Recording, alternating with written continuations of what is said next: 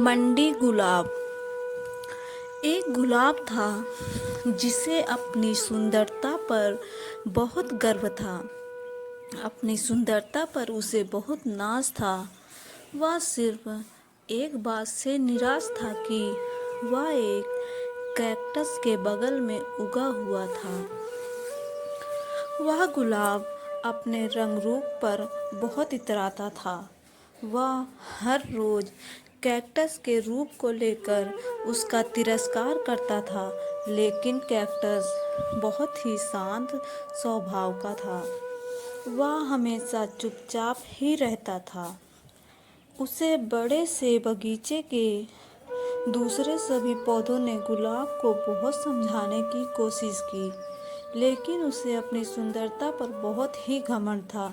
एक बार गर्मी के मौसम में बगीचे के मौजूद कुआं सूख गया। तब पौधों को देने के लिए पानी बिल्कुल भी नहीं बचा था। अब पानी न मिलने से गुलाब दिन प्रतिदिन मुरझाने लगा। तभी उसकी नज़र एक चिड़िया पर पड़ी, जो कैक्टस में अपनी चोंच डालकर पानी पीकर अपनी प्यास बुझा रही थी। अब गुलाब को अपने इतराने पर शर्मिंदगी महसूस हो रही थी।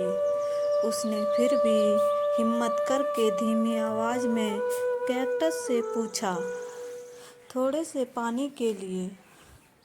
कैक्टस दयालु, शांत और मिलनसार था। उसने तुरंत ही गुलाब की बात मान ली और फिर दोनों ने एक अच्छे दोस्त बनकर तपती गर्मी की इस कठिन परिस्थिति का मिलकर सामना किया।